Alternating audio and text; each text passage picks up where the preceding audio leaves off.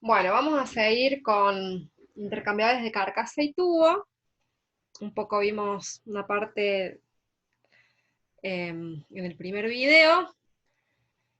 Creo que este video también lo voy a dividir me faltan dos partes, digamos, porque me falta darles todo lo que es carcasas y demás, y después algo de, de fouling y demás, y vibración, así que creo que lo voy a tener que dividir en dos, sino también se va a hacer muy largo. Bien, acá lo que vemos son los tipos de cabezales que podemos encontrar, las opciones que tenemos de cabezales para los intercambiadores de calor. Esta primera denominación que vemos va a ser una denominación de normas tema. Ya vamos a ver cómo lo denomina tema. Pero bueno, en principio, digamos, lo que nos define son las distintas opciones con las que contamos para diseñar intercambiadores de acuerdo a los requerimientos que tenga nuestro proceso, ya sea de limpieza, de toxicidad de los productos, etc. El primer tipo de cabezal es el tipo A, es un tipo estándar, y lo primero que dice es que sería para, por ejemplo, cuando tenemos fluidos sucios por tubos. ¿Por qué? Porque en este caso, si ven, el cabezal tiene una tapa ciega, que puedo sacar, y tan solo sacando esa tapa ya tengo acceso a la placa, en este caso aquí estaría la placa portatubos. Fíjense que la placa no viene unida al cabezal, sino que es una placa que también va a tener que estar de alguna manera aprisionada contra este cabezal, ¿no? No está todo unido. Pero bueno, lo que me da este cabezal es la facilidad de sacar, con una sola tapa, tener acceso al paquete de tubos para limpiarlo. Entonces, en el caso de que tuviese, por ejemplo, un fluido muy sucio por tubos, esta sería una opción muy apropiada, digamos. En este caso, este tipo de cabezal, fíjense que no tiene esa opción versus la anterior. Entonces, en este caso, si pusiera un fluido muy sucio por tubos, debería remover todo el cabezal que ya involucra. Acá, por supuesto que tengo cañerías, tengo una brida, tengo que sacar esta brida, etcétera. O sea, es otra complejidad. Entonces, si tuviese un fluido sucio, estaría en este caso; si tuviese un fluido limpio, usaría este por tubos, ¿no? Por supuesto. Esta opción es de entradas axiales, pero también van a encontrar este mismo tipo de cabezal B con una sola entrada, digamos, no entradas axiales. Pero bueno, por eso cada una de las opciones que tenemos va a ir más indicada para ciertas condiciones de proceso o ciertos fluidos. Otros tipos de cabezales, fíjense en este caso, serían los cabezales que ya sí vienen unidos a la placa portatubos, ¿sí? Fíjense que en este caso ya sí tengo la unión con el paquete de tubos.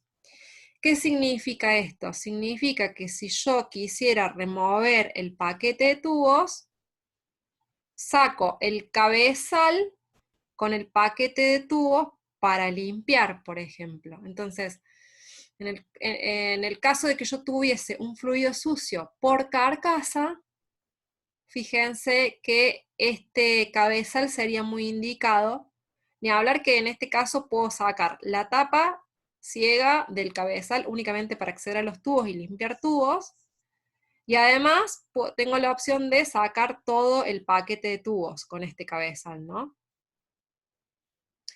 En cambio, en este caso, fíjense que la carcasa está toda unida, entonces no podría sacar el paquete de tubos.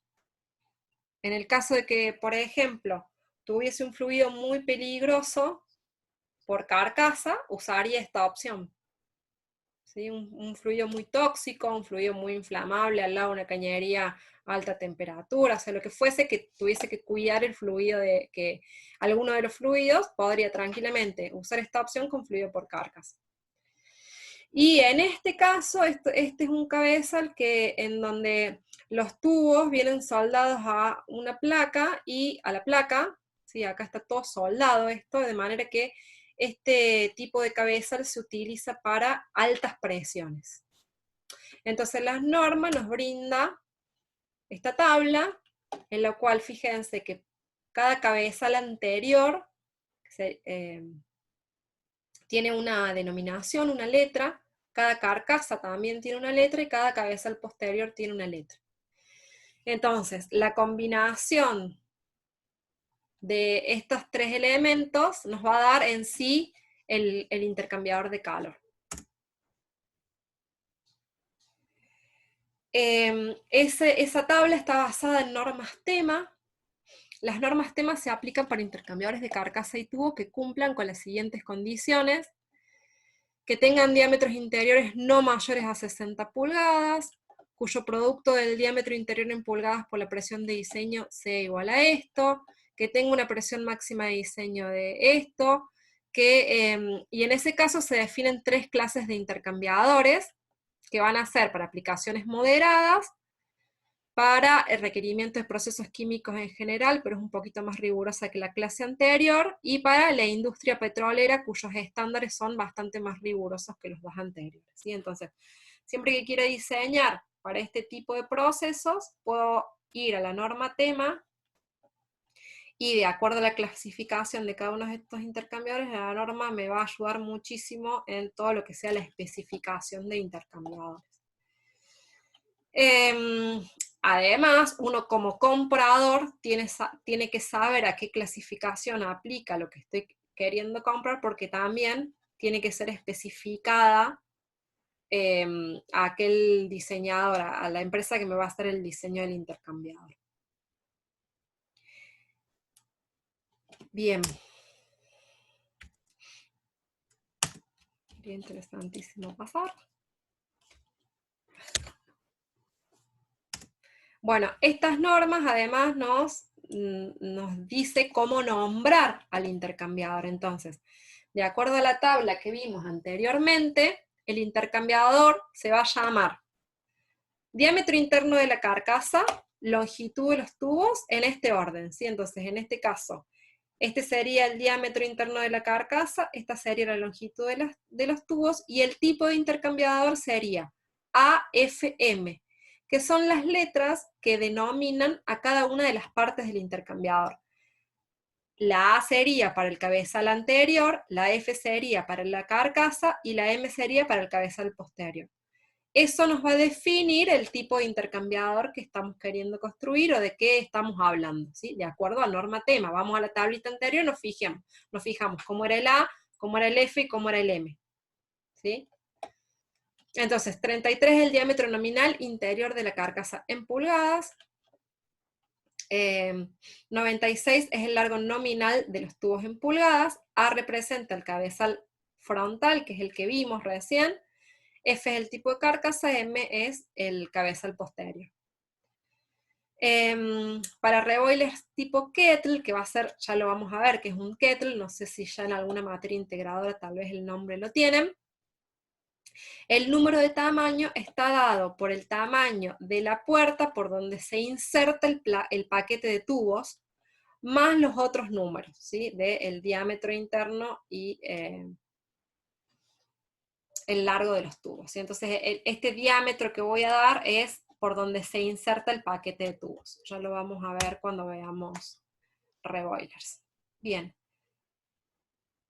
En este caso, este esquema lo que intenta mostrar es para que ustedes empiecen a graficar en su mente cómo es el tema de los pasos por tubos. Recuerden que por tubos puede haber más de un paso de acuerdo a los requerimientos de proceso, ¿sí? Si, por ejemplo, tengo un fluido que por tubos, el caudal que tiene que manejar por tubos es muy pequeño, ¿sí?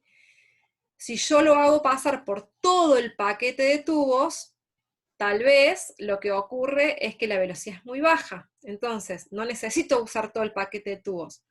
Lo hago pasar varias veces a través de los tubos, de manera que por vez la sección de pasaje va a estar reducida, en este caso, como es de 4 pasos a 1/4, y lo que hago es mejorar la transferencia de calor porque lo hice pasar muchas veces, ¿sí? Como que aumento el área de intercambio para el lado tubos, digamos. Entonces, esa es una opción. También existe la opción de hacer pasar más veces por tubos o por carcasas, por carcasa, porque necesito precisamente hacer encontrar más veces a un fluido con otro en contracorriente, digamos. Ya vamos a ver la optimización en pasar más, se van a ir dando cuenta incluso ustedes cuándo me conviene hacer pasar más veces por tubos o por carcasa.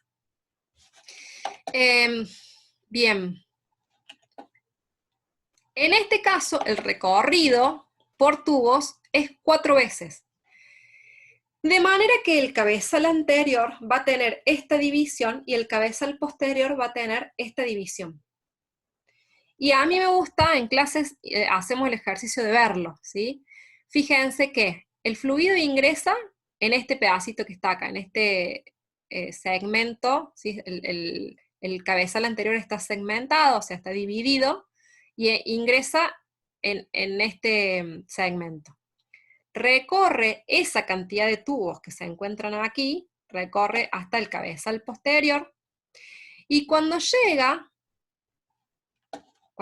al cabezal posterior, fíjense que no puede bajar porque tiene una placa divisoria el cabezal posterior. Entonces, no puede bajar. Lo único que le queda al flujo en ese caso es entrar por todos los tubos que quedaron en el lado derecho de lo que estamos viéndolo de frente, en el lado derecho del intercambiador, arriba, ¿sí? En el lado superior derecho. Entonces regresan por ahí. Y cuando regresa, en el cabezal anterior se encuentra que ahora tiene una divisoria vertical. Entonces el fluido está viniendo por la parte superior derecha. Como tiene un divisor vertical, lo único que le queda es bajar. Baja, recorre de nuevo los tubos por los que puede ingresar hasta el cabezal posterior, y ahora de nuevo se encuentra que tiene una placa divisoria horizontal. Entonces no puede subir. Lo único que le queda hacer es irse hacia la izquierda, y regresa por la izquierda hacia el cabezal anterior. Y de esa manera, con los cabezales que vimos anteriormente, con los mismos cabezales que vimos anteriormente, poniendo placas divisorias en el cabezal anterior, en el cabezal posterior, tenemos los flujos en el intercambiador de calor, generamos más pasos por tubos. Entonces la norma también nos guía en eso, ¿sí? La norma nos dice, bueno, si ustedes van a querer 2 pasos, pueden hacer esta configuración. El cabezal anterior va a tener que tener esto, el cabezal posterior va a tener que ser así. Si quieren 4 pasos, el cabezal anterior va a tener que ser así, el cabezal posterior va a tener que ser así. ¿Sí? Entonces, en cada caso también nos guía la norma en cómo hacer el diseño de los cabezales. Hagan el ejercicio ustedes. Fíjense que el último caso tiene 8 pasos, hagan el ejercicio de contar y ver si realmente logran tener los 8 pasos, ¿sí? Bien, entonces, como dijimos, nosotros de acuerdo al cabezal anterior, a la carcasa y al cabezal posterior que elijamos, vamos a tener ciertas facilidades o ciertos manejos que hacer con ese intercambiador y no con otros. En este caso, fíjense que es un intercambiador AEP. El cabezal A es el que habíamos visto al inicio, que tenemos la facilidad de sacar esta tapa ciega que tiene el cabezal anterior y poder acceder a los tubos, o sea, esto es algo que podemos hacer con este tipo de intercambiadores. La carcasa tipo E tiene un paso por carcasa, o sea que el fluido va a ingresar y va a salir por el lado opuesto. Y la particularidad que tiene el cabezal posterior P es que es un cabezal flotante. ¿Qué me va a permitir esto? Me va a permitir poder desempaquetar este cabezal, o sea, sacarle la empaquetadura que hace que selle todo el sistema, que es una empaquetadura exterior, y voy a poder arrastrar a través del canal de la carcasa, voy a poder arrastrar todo el paquete de tubos y sacarlo, removerlo, ¿sí? Tiene la particularidad que el diámetro de la carcasa tiene el mismo diámetro que el cabezal posterior.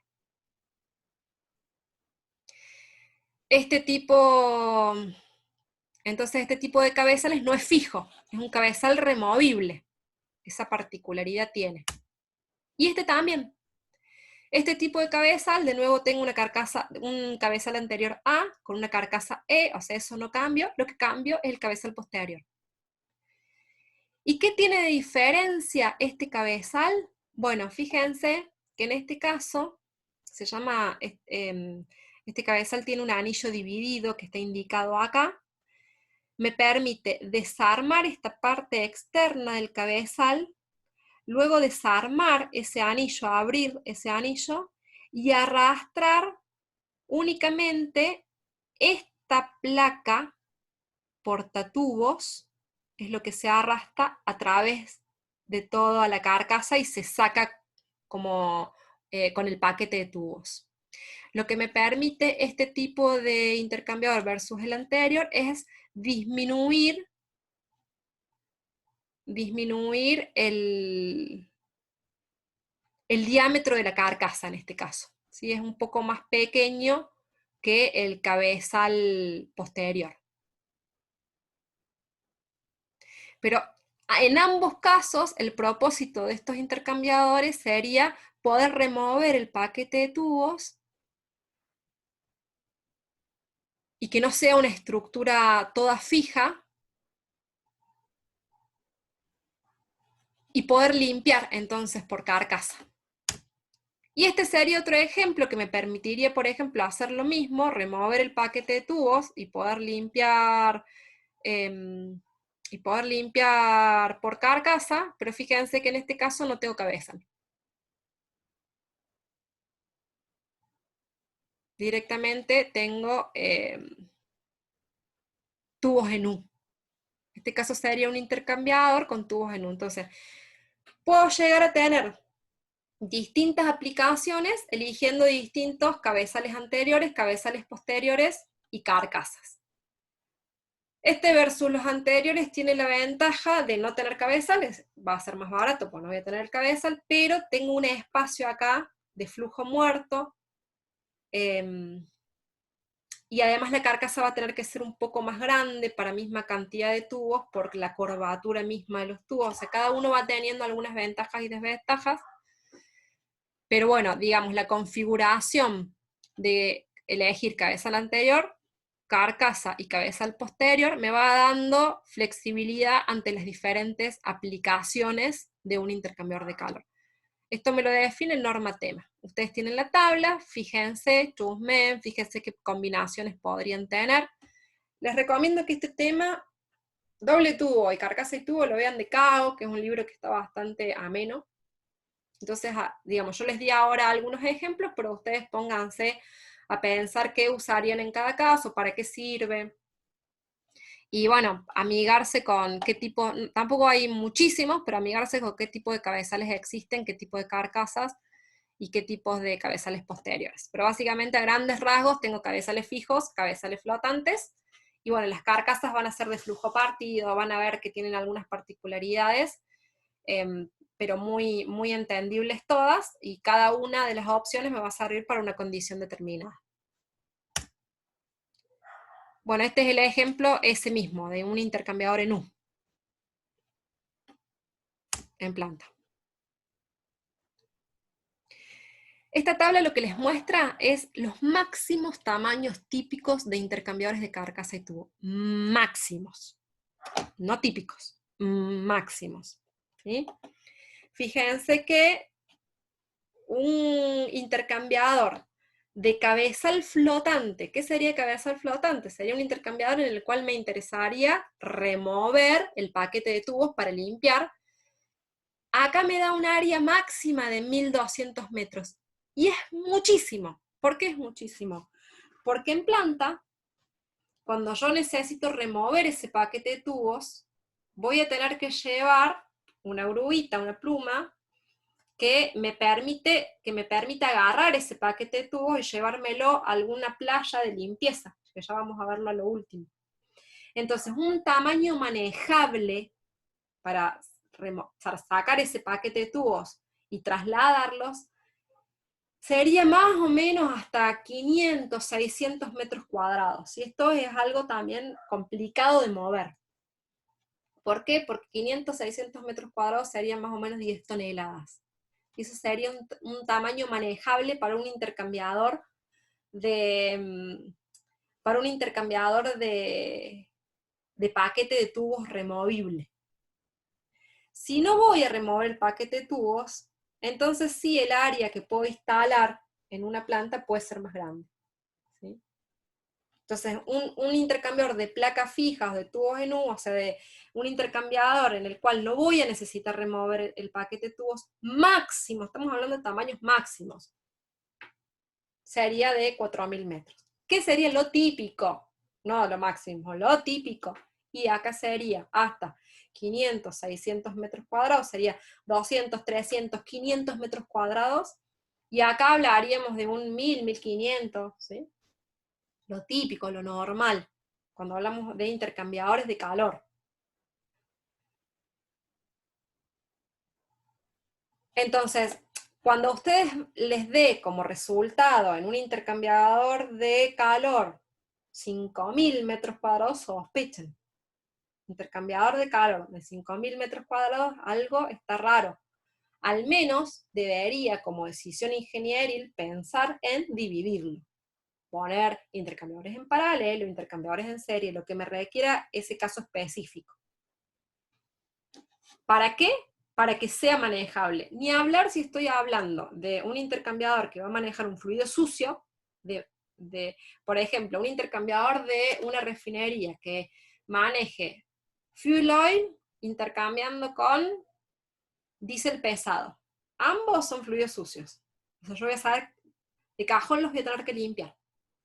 Voy a tener un intercambiador que se va a ensuciar bastante. Entonces, en cada parada de planta voy a aprovechar para limpiarlo. ¿Qué significa eso? Si voy a aprovechar para limpiarlo, y ambos son sucios, voy a tener que limpiar por tubos, voy a tener que limpiar por carcasa. En ese caso, entonces, si el área me da 3.000 metros, y voy a tener que pensar en dividirlo. Eso no es factible armar un intercambiador de calor de esos metros si necesito remover el paquete de tubos. ¿Cuál sería un estándar? Y bueno, voy a decir, voy a dividir en X intercambiadores de hasta 600 metros cuadrados para que me sea fácil. Después uno tendrá que chequear el espacio, pero digamos, si no tengo limitaciones, voy a pensar en luego qué me va a ser más fácil operativamente. ¿Sí? Y otra cosa muy importante es recordar que si voy a diseñar un intercambiador en el cual voy a tener que remover el paquete de tubos, tengo que tener espacio. Necesito tener espacio como para sacar ese espacio de tubos. Si no, por más que lo diseñe perfecto, les haga los cálculos perfectos, tenga en cuenta de que no pese demasiado, más que las 10 toneladas, así los puedo remover fácilmente, etcétera, etcétera. Si no tengo espacio, no lo voy a poder sacar. Entonces, eso es también algo a considerar. Cálculo del espesor de la carcasa. Esto también aplica para intercambiadores de doble tubo, que hay alguien que me preguntó por mail. ¿Puedo hacer de menos metros el largo de los tubos? Bueno, acá hay un tema con el espesor de la carcasa, y que es que el espesor de diseño de la carcasa no es algo que no abarca nuestra materia, pero sí conceptualmente. Va a depender de la presión de operación a la que yo quiera exponer esa carcasa, pero además del diámetro. Entonces, cuanto más grande sea el diámetro al que yo estoy diseñando, mayor va a tener que ser el espesor de esa carcasa para que resista la presión a la que voy a trabajar. ¿Y qué significa más espesor? Más plata. Entonces va a ser más caro. En la medida de lo posible, yo voy a intentar tener carcasas, sea de un carcasa y tubo, o sea de un doble tubo, más largas y de menor diámetro para lograr tener el área requerida, ¿se entiende? Yo voy a definir el largo de los tubos de acuerdo a el número de tubos que tengo, el diámetro de los tubos, o sea, necesito conformar el área de transferencia de calor. Bueno, si puedo elegir, voy a elegir que eso sea lo más largo y de menor diámetro posible. ¿Por qué? Porque a nivel precio me va a convenir por el precio que me encarece tener una carcasa de mayor diámetro. O sea, hay que tenerlo en cuenta esto, ¿sí? Lo mismo aplica para un doble tubo. Me voy a ir hasta los 6 metros, todo lo que pueda, no me voy a pasar porque no me conviene, porque se empiezan a pandear, porque no los encuentro comercialmente tan fácil, o por lo que fuese, pero voy a hacer uso de esa longitud, en lugar de irme a diámetro. Espero que se entienda. Bien. Disposición o arreglo de tubos. Esto también es algo que voy a tener que definir yo a la hora de diseñar. Entonces, cuando tengo un arreglo cuadrado, ¿qué significa esto? El arreglo de tubos es precisamente eso. ¿Cómo van a estar dispuestos los tubos uno con respecto al otro? Puede ser que el arreglo de esos tubos sea un arreglo cuadrado, puede ser que el arreglo sea un arreglo triangular, que sería esto, ¿no? Un arreglo triangular. Puede ser que tenga un arreglo cuadrado rotado, o puede ser que tenga un arreglo triangular rotado, ¿sí? De todas estas maneras puedo ordenar los tubos en una carcasa. ¿En qué me voy a fijar? ¿Qué me modifica esto en el flujo? Bueno, me va a modificar el flujo de la carcasa. Entonces, como ven, un arreglo cuadrado, lo que va a tener de particularidad va a ser que voy a tener un espacio más grande entre los tubos, de manera que un arreglo cuadrado va a ser, acá parecer, no sé si se ve tan claro porque justo estos tubos están como agrandados versus estos. Pero si tuviese el mismo diámetro de tubos, un arreglo cuadrado se ve un poquito más acá que los tubos están del mismo diámetro. Eso lo voy a tener que modificar para que se vea mejor. Pero bueno, créanme que en un arreglo cuadrado voy a tener más espacio entre tubo y tubo. ¿Y eso qué va a hacer? Va a hacer que tenga menos pérdida de carga y que sea más fácil de limpiar. Como contrapartida, de nuevo, volvemos a lo mismo. Tengo menos pérdida de carga, pero el U, ¿qué va a pasar con el U? Cae. ¿Sí? La transferencia de calor es un poco menos eficiente. ¿Por qué? Porque no genera un régimen tan turbulento como en un arreglo triangular. Entonces, fluido sucio por carcasa, me va a convenir esto. ¿Por qué? Porque voy a poder limpiar. ¿Sí? ¿Por qué? Porque es más fácil la limpieza mecánica. Pero, a su vez, voy a tener menos turbulencia. ¿Sí? También va a jugar acá un tema de, tal vez incluso se ensucie más. Pero ahí, como siempre, tengo una relación de compromiso entre que la velocidad va a disminuir, eso tal vez haga que se deposite más, pero a la hora de limpiar voy a poder limpiar mejor. La transferencia de calor también va a estar disminuida en este caso. Quiero mejorar transferencia de calor, me voy acá. Pero ¿qué voy a tener? Voy a tener más pérdida de carga. ¿Sí? Voy a tener mejor, va a ser más eficiente, voy a tener más pérdida de carga. Y la limpieza va a tener que ser hidráulica. Voy a poder seguramente meter elementos de limpieza tan fácilmente. Entonces esas son las cosas a tener en cuenta cuando elijo un arreglo de tubos u otro. ¿Sí? Entonces fíjense que acá voy a tener, esto se refiere a ensuciamiento, ¿sí? Entonces, cuando tenga limitaciones de delta P, fíjense que voy a usar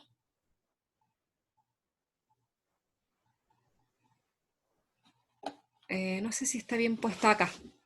Me parece que se los voy a tener que corregir, se los voy a corregir si no en lo que les suba, pero tengan en cuenta, vamos a pasar desde aquí hacia el siguiente, tengan en cuenta que entonces cuando tengo que limpiar por medios mecánicos, voy a elegir el flujo, el arreglo de tubos cuadrados, cuando tenga que generar más turbulencia para mejorar la transferencia de calor, voy a elegir un arreglo triangular.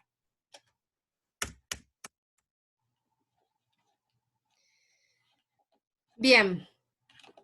Y acá es algo que me preguntaban al principio.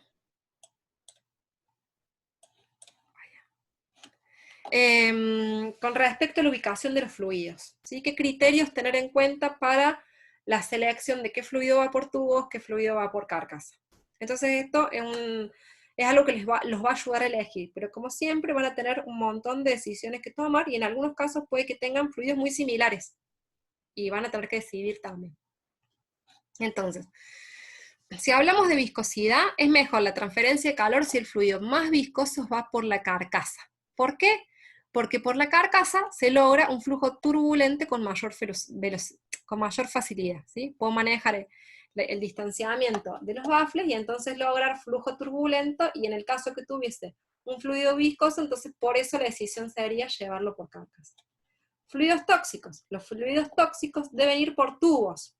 Incluso pueden utilizarse dispositivos de doble placa. ¿Sí? Si es un fluido muy tóxico, acuérdense que teníamos un cabezal que era más estanco, y puedo utilizar doble placa, que en ese caso sería ¿qué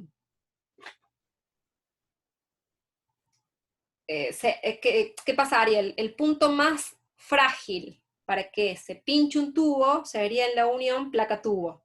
Entonces usar doble placa lo que hace es precisamente restringir a que si se pincha en la primer placa. Caudal. Poniendo el fluido con menor caudal del lado de la carcasa generalmente da un diseño más económico. También puede evitar el uso de multipasos, o sea, puedo restringir el tamaño, el espacio entre baffle y baffle, y entonces si me ahorro de que si fuese por tubo tener que poner las divisiones por cabezales. Corrosión. Se necesita menos material costoso si el fluido corrosivo va por los tubos. ¿Por qué? Porque no tengo, esto es algo que les comenté en algún momento también, que es que cuando tengo que utilizar un material más caro, me conviene que aquel fluido que me requiera un material más caro vaya por tubos, porque entonces solo necesito los tubos de ese material. Si no, necesito los tubos y la carcasa. Ensuciamiento, el fluido que ensucia debe ir por los tubos, pues al tener mayor velocidad se minimiza la deposición y es más sencillo de limpiar. Bueno, digamos, la velocidad, dijimos que lo puedo regular con baffles. Entonces, pero bueno, la velocidad por cada tubo podría en realidad hacer más pasos. Y lo que sí o sí ocurre es que puedo limpiar más fácilmente por tubos. Temperatura. Las altas temperaturas requieren materiales más caros, entonces si requieren materiales más caros, de nuevo, la decisión podría ser que vaya por tubos. Presión. A menor diámetro hay mayor resistencia a la presión, por lo que si el fluido de alta presión fuese por la carcasa, debería ser de un espesor excesivo, es lo que les comenté antes, entonces se haría más caro. Entonces en ese caso decidiría mandarlo por tubos. Caída de presión, si el fluido tiene una caída de presión admisible baja, debe ir por los tubos, y con más razón si la estimación de delta P es importante. O sea, en el caso de que yo, por ejemplo, en planta estuviese muy justa con el delta P, o sería muy importante que no me pasara con el delta P en la caída de presión. ¿Por qué me conviene que vaya por tubos? Porque siempre el cálculo de delta P por tubos va a ser más preciso que por carcasa. Que acuérdense que hay que hacer un diámetro equivalente, eso sí ya lo vieron. Hay que empezar a hacer suposiciones en las ecuaciones. En cambio, por tubos yo sé que es más preciso el cálculo. Entonces, en ese caso, si tuviese que poner mucha importancia al delta P, lo mandaría por tubos. ¿Sí? Bien. Pero fíjense que en cada caso también podría decidir, por ejemplo, en el caso de que tuviese un fluido tóxico, podría decir, bueno, pero entonces si es tóxico, pero no lo limpio, lo pongo en una carcasa que sea soldada y listo. ¿no? O sea, podría también tomar esa decisión. Entonces, hay varias cosas que también, siempre que estén justificadas, está bien, ¿sí? Siempre que ustedes sepan cómo justificarlo. Como guía, por eso es como guía, se suele usar que en el lado de tubos se va a poner el fluido corrosivo, ensuciante, peligroso, de alta temperatura, de alta presión, más caros. Y por carcasa, los más viscosos, los más limpios, los de menor caudal y los que se evaporan o condensan. ¿Sí? En general, esta sería una guía para poder decidir cuál iría por un lado y cuál iría por el otro.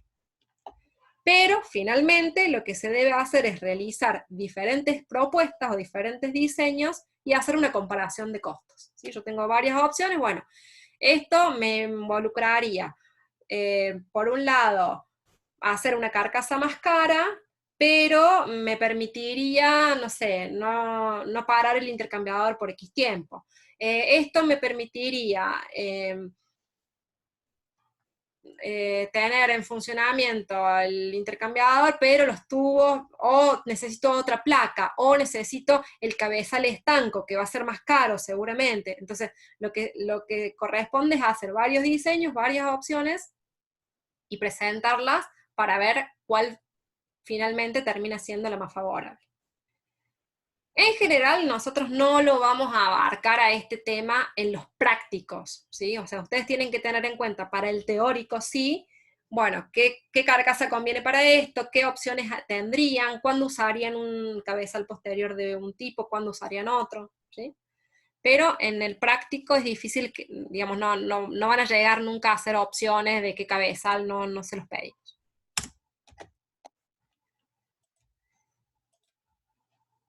Bien, y hay otra norma, que son las normas Hay, pero que básicamente es lo mismo. Hay una tabla que define, en este caso define el cabezal anterior, la junta entre, o sea, entre placa y cabeza, y carcasa, perdón, la carcasa, la otra junta y el otro cabezal, ¿sí? La otra junta placa, cabezal. Y de nuevo, y fíjense que esas tablas me definen un B, un W, un S, un I y un Z, y de nuevo, la nomenclatura va a ser de esa manera, ¿sí? Van a poner el cabezal que eligen, la junta, la carcasa, de nuevo la junta, o digamos la unión, placa cabezal, y el cabezal posterior. Entonces, de esa manera nombran según norma Hay. Son dos normas como las tablas que usamos de diámetros nominales o WG. Bueno, acá tienen dos normas que nos van a definir cabezal anterior, posterior, carcasa. Uno siempre tiene que saber por cuál de esas normas se está rigiendo y nombrarlo de acuerdo a eso. Entonces, las características de un intercambiador de carcasa y tubo. El tamaño normal entonces iría entre 20 y 1000 metros cuadrados, normal, dijimos que podían ser más grandes. Son fáciles de construir, siempre que se puede se van a hacer de acero al carbono. Tienen presiones de operación bastante variables, rangos de temperatura también, porque eso van a depender de los materiales, y como tenemos varias opciones de construcción de intercambiadores estancos y demás, es bastante amplio el rango. Y bueno, casi no tienen limitaciones entonces con respecto a los fluidos, porque al poder construirse diferentes materiales, son bastante versátiles, son intercambiadores muy utilizados en la industria. Las ventajas, que tienen un diseño extremadamente flexible, por eso mismo, son robustos, son fáciles de mantener y de reparar, pueden diseñarse para ser desmantelados para limpieza, ¿sí? Y hay muchos proveedores. Como desventaja, es que se requiere una gran cantidad de área de piso para montaje, versus esto principalmente comparados con un intercambiador de placas, y a menudo puede requerir un espacio extra para remover el paquete de tubo. Esa sería su principal desventaja. Perdón. Acá no lo dice, pero son menos eficientes que un intercambiador de placas. Y los intercambiadores de placas pueden ser más baratos para presiones por debajo de 16 bares y para temperaturas por menores a 200 grados. O sea, en condiciones no tan severas, un intercambiador de placa le ganaría a un intercambiador de carcasa y tubo.